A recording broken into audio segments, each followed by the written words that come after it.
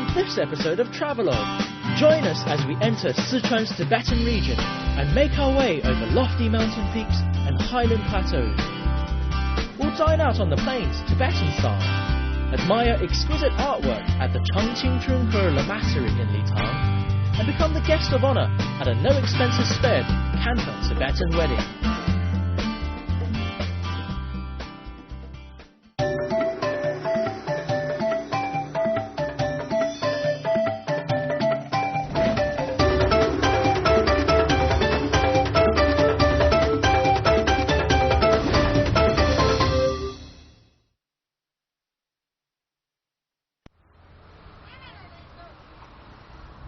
So we've just left Ya'an and now must drive through Erlong Mountain in order to reach the Ganzi Tibetan Autonomous Prefecture, where our next destination lies.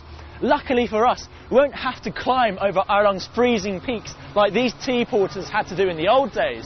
And once we reach the other side, the weather will turn from warm and wet to cold with intense sunshine. As for the next leg of our journey, we'll enter Kangding, the capital city of Ganzi Prefecture, pass by Xinduqiao, also known as the photographer's paradise, and finally arrive in Litang, one of the highest towns in the world. This is the road we're going to take. Let's get going. The journey from Ya'an to Kangding used to take nearly 20 days to complete back on the Otian horse trail. Thankfully, we now have the Erlong Mountain Pass, which allows us to traverse through the mountain as opposed to over it.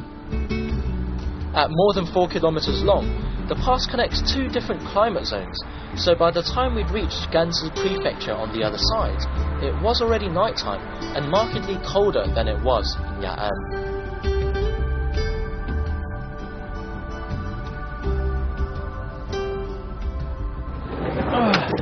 So we finally arrived in Kangding, and you can see that this is the best season to come here because of all the cars parked. But for tonight, the most important thing for us to do is to find some accommodation. Let's see if they have any rooms left.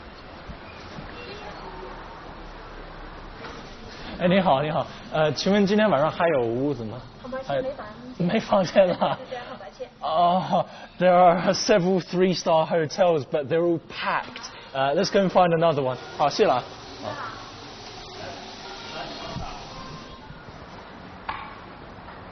请问今天晚上还有房间吗？没有了。Hi, how you doing? Do you still have a bed available for tonight? But we don't have the single, maybe one bed in the 4-bedroom? Yeah, that's fine as well. What's the price? It's 30 yuan per person. Okay, no problem. So although the hotels were full, there were plenty of Tibetan-style hostels to take my pick from. The rooms were clean, the staff spoke good English and helped me book taxis, and I particularly enjoyed spending a night in an authentic Tibetan bed. The next morning, we set off to the sound of the rushing river bisecting Kangding. As soon as we left town, the landscape immediately opened up to us. It was an awesome experience driving along our road, with snow and cloud-covered mountains all around us, but we still had to tackle quite a few mountain passes before reaching our first snow-capped peak. Oh, it's bloody freezing! We've left Kangding and we've reached one of the first peaks on Zheduo Mountain. We're 4,300 meters high, and I'm not suffering from altitude sickness, but don't get too excited because your heart beats a bit too fast. I'm going to go check out that awesome stupa.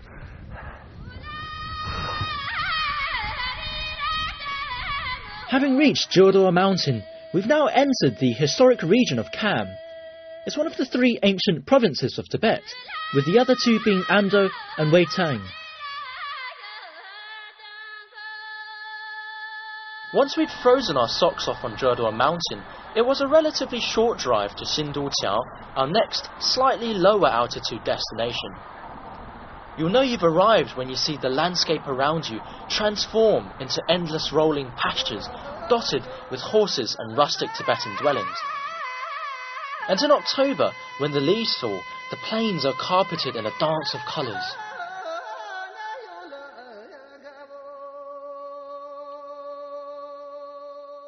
You don't even have to look for this scenery.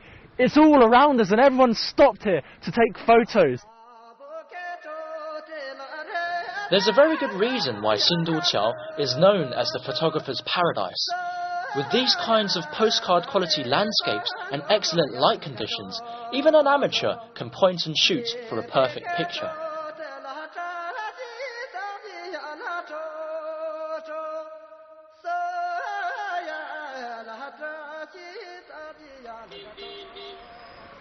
Honestly though, after taking so many photos of livestock grazing on the pastures, I did start to feel a bit peckish.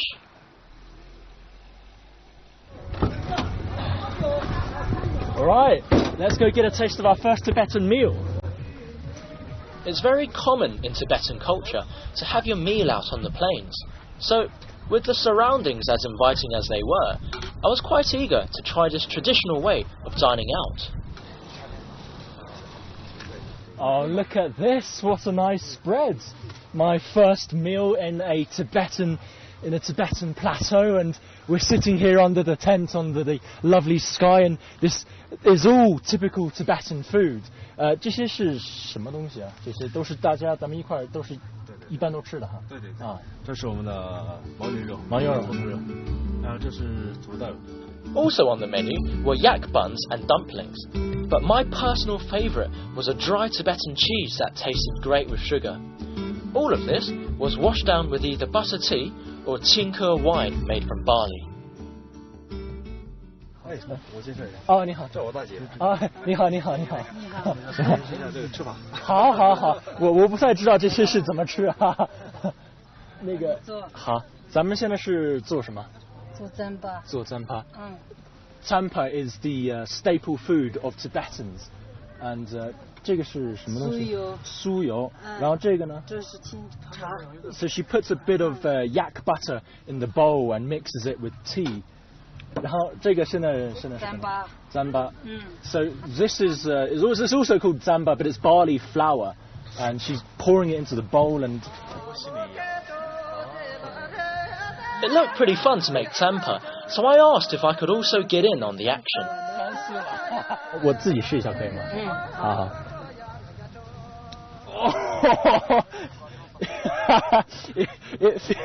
It feels weird. It's kind of like kneading warm mud. 现在可以吃啊？怎么吃啊？这是这样的，这样就是 Let's give it a try. 好吃吗？特别好吃。I can't explain it. It's kind of like cookie dough, a bit like a wheat biscuit, but it's really, really, really nice. It sticks to your teeth as well. 好，谢谢了，谢谢，特别好吃。With our stomachs full and fingers smelling like tsampa, we headed into town, where I was pleasantly surprised to find other foreigners. Hey guys, hey, how you doing? We're from CCTV9. We're an English travel program. Okay. We saw you guys and we had to stop our car to come out and say hello. Okay, sure. How are you guys finding Xinduqiao? Because we have to change buses to go to Dagong. Oh, okay. You're going to Dagong? So where are you going to afterwards? Do you know about Shangri-La? Are you guys here to search for Shangri-La as well? Yeah, we can. Yeah. You've been there already? How was it? It was very good. Nice. Yeah. It was good. Did you? Very nice. Quite touristy. Okay. Was it in Yunnan? Was it Zhongdian or was it Yading in Daoteng? Yading. Brilliant. That's where we're going as well, and that should be. I've heard that it's incredible there, and it's meant to be quite unspoiled. Yeah, but you have to go to Daoteng. Have to go to Daoteng. Which that is very unspoiled. Definitely. All right, brilliant. We'll head back on our way then. Okay, sure. All right, have a great day, guys. Cheers. Bye. Although we were spending a lot of time on the roads, and sometimes quite perilous ones at that, the scenery was well worth it. From morning to evening, the view outside of the car window was constantly changing, so I was careful not to doze off and miss some spectacular sights.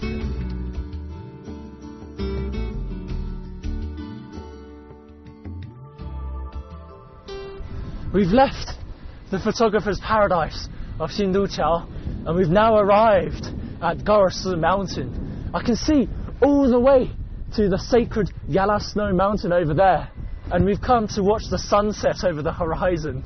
I highly suggest you come at 5 o'clock because that's when it's at its most beautiful.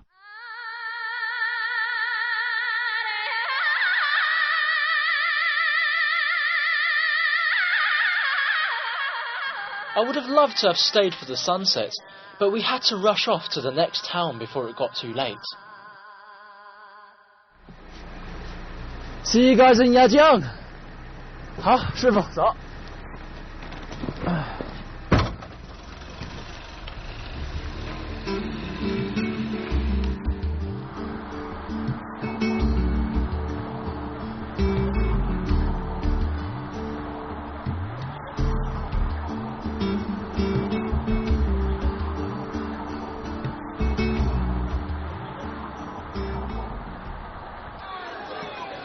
After a very bumpy 2-hour ride from Garsi Mountain, we finally arrived in Yajiang, where most people spend the night before they head off to Litang, the highest town on earth. Honestly, my head still hurts, so the prospect of spending a night at 4,000 meters above sea level isn't too fun for me. And Yajiang's 2,600 meter altitude is probably a lot better.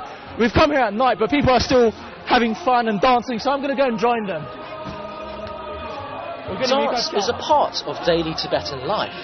Often, you'll find people gathered outside dancing whenever they have a moment to spare.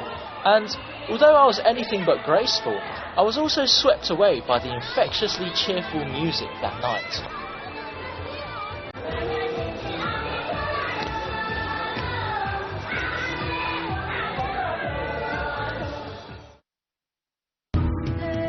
Shangri-La, a fabled utopia of mystical mountain valleys and a very real paradise on earth. Join Travelogue on a whirlwind adventure as we search for this lost land. Along the way, we'll encounter breathtaking scenery, fascinating cultures, and treacherous mountain paths. From the hardships we endure to the euphoria we enjoy, Travelogue takes you to some of the most spectacular parts of China. Join us on our fantastic 5-part adventure, Discovering Shangri-La.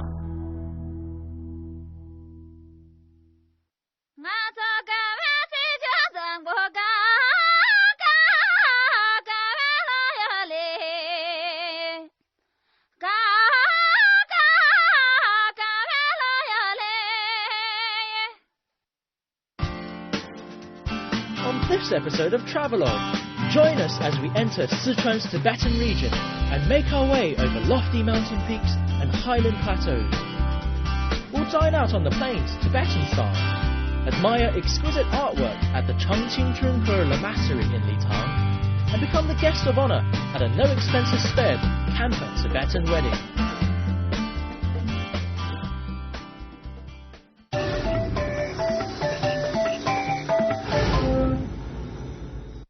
Right, I'm well rested, my headache's gone, and everyone's getting ready to leave for Litang. Unfortunately, we didn't have enough time to really check out Yajiang, but I've been told its surroundings offer some great trekking opportunities.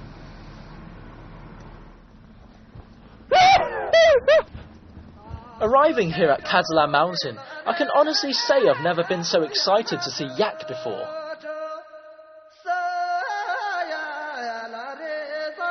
Oh my god! Bloody hell, I think I'm in a bit of a danger zone. The yaks are in fact quite friendly, just as long as you don't harass them, and it's actually altitude sickness you need to watch out for. Even climbing up this hill was tiring enough already. Remember, 4,718 meters above sea level. 师傅，走吧，走吧。哎呦。 When you're up at high altitudes, it's important not to get too excited.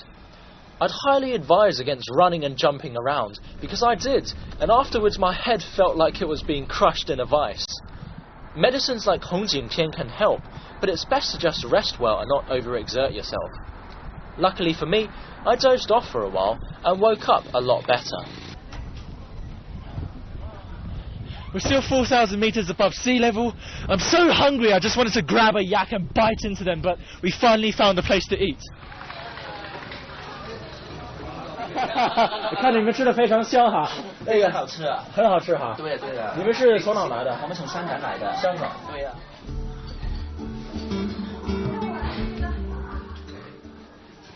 Alright, so this is a local delicacy. It's xue yu hot pot, which is, I believe it's snowfish, a type of fish that you can only find this high up, 4,000 meters up in the surrounding area.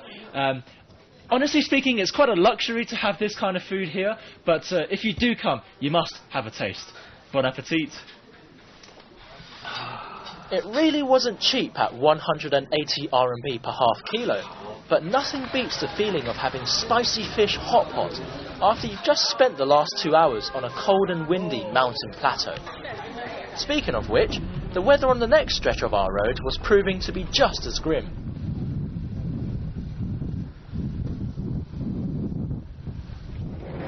Oh!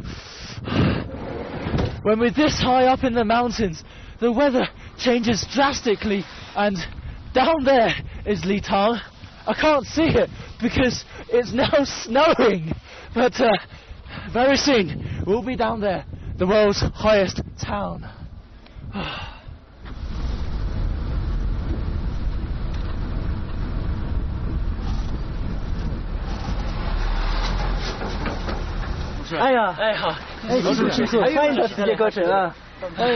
Ladies and gentlemen, welcome to Litang.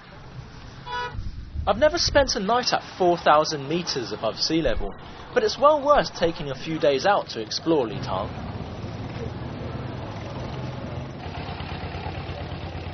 I didn't expect Litang to be this busy, and walking down the street you can still see the locals wearing their typical Tibetan outfits, and even the culture here is very well preserved. But you still can find hotels and hostels, but if you do stay here, I would highly recommend that you don't shower on your first day so you don't fall ill.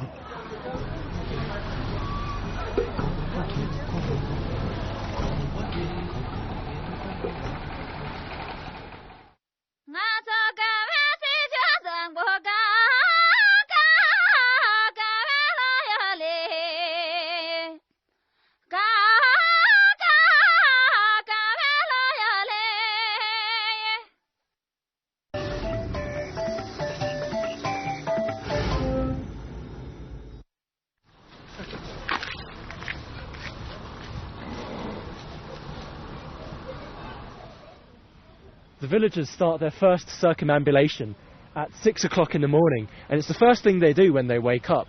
So if you do want to see this, I would advise you to get up early.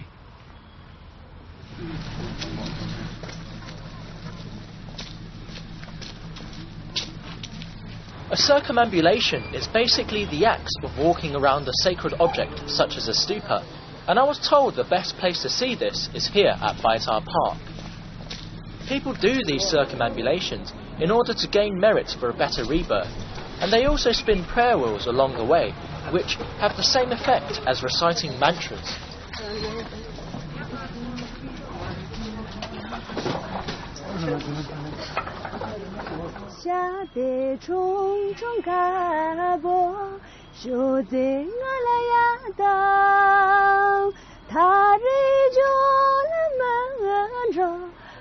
Litang itself plays an important role in Tibetan Buddhism.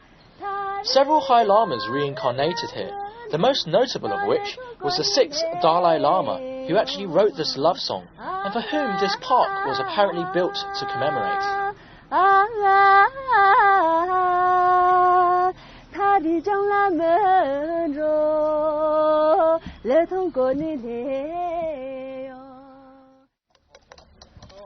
So we're at the entrance of the Changqingchun Kur Lamasery here in Litang, and these guys are here busy working on their mani stones, and this is pretty cool. And over there you can see this massive mound of mani stones and a huge chorten as well. I'm going to go inside and have a look at the Lamasery. You'll often find piles of these colourful mani stones lying around. Most are inscribed with the 6-syllable mantra of Om Mani Padme Hum, the mantra of the Bodhisattva of compassion. I've read that pilgrims carry these sacred stones and deposit them all over the landscape as votive objects. They're dotted around rivers, mountain passes, and in particular, near places of religious importance.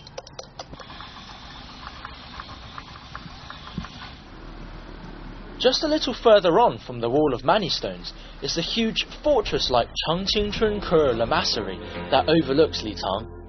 Built in 1580 at the request of the third Dalai Lama, this lamasery has thousands of monks in residence and is one of the largest Gelugpa or Yellow Hat sect lamaseries in China. Grand though it is, this impressive structure serves a very functional role and is visited daily by pilgrims. Inside is a world of incredible artwork, and though I'd be lying if I said I could recognise all the deities, I did at least make out 2 versions of Vajrapani, the Bodhisattva of Wrath, and several of the statues inside the main hall. The Changqingchun Ke Lamasery is one of the most important lamaseries of the Gelugpa sect, and here you can find incredibly intricate statues, and this one is Tsongkhapa, the founder of the Gelugpa sect, and sitting next to him the 4-armed version of Avalokiteshvara, the Bodhisattva of compassion, and next to her is Manjusri, the Bodhisattva of wisdom. And you must remember that when you come here, you mustn't point. And if you are to refer to someone, you must point your palm up to show respect. During a period of strife between the main sects of Tibetan Buddhism, the founder of the Gelugpa sect, Tsongkhapa, combined teachings from various schools into one clear path for his students to follow. Due to the popularity of his teachings, the Gelugpa sect emerged as the dominant one. Built with only the best materials and often redecorated, the murals inside the lamasery are highly acclaimed, and the statues are adorned with precious jewels. However, the most valuable treasure is held in a separate hall, off limits to visitors.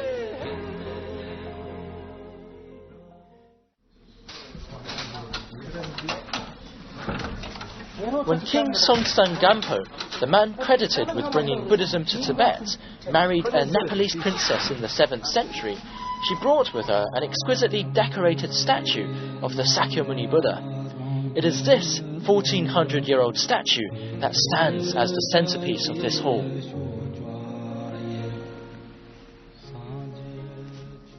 Oh wow, this is nice. Hold on, you can't see very clearly, but this is actually the footprint of the third Dalai Lama who built this lamasery, and next to it, the footprint of the 7th Dalai Lama who was reborn here in Litang. For Tibetans, religion is deeply ingrained in every aspect of daily life, and children are taught from an early age to respect its ideals.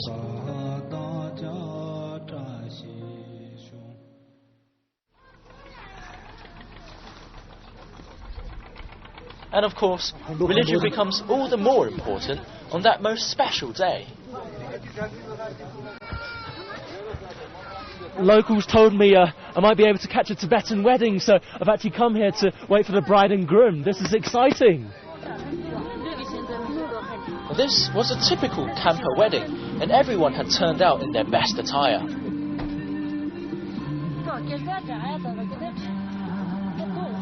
Khampas are one of the 3 main subgroups of Tibetans, and their men are known for being handsome and fearless, and their women for being beautiful.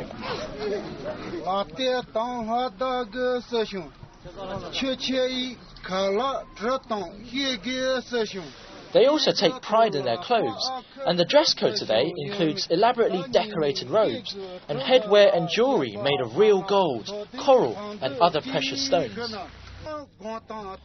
An entire set may cost upwards of 5 million RMB, so these outfits are usually treasured heirlooms that are passed down through the generations.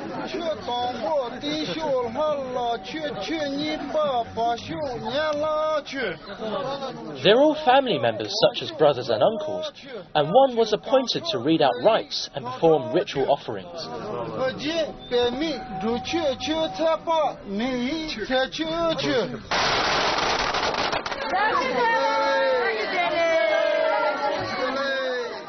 you also get invited to a Tibetan wedding, you really must join in.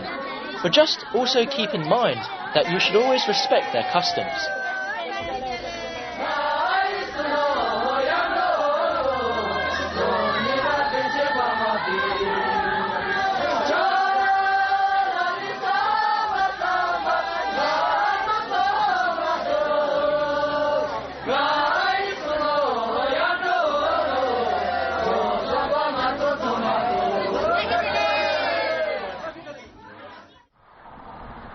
All in all, Litong had been fantastic to us, and I feel like I've come away with a much better understanding of Tibetan culture.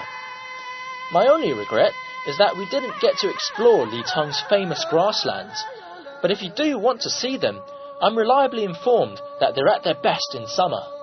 As we entered the Gansu Tibetan Autonomous Prefecture, we visited Kangding and saw the best that autumn had to offer in Xindujiao. We traversed over mountains over 4,000 metres high and spent a night in Litong, the highest town on earth.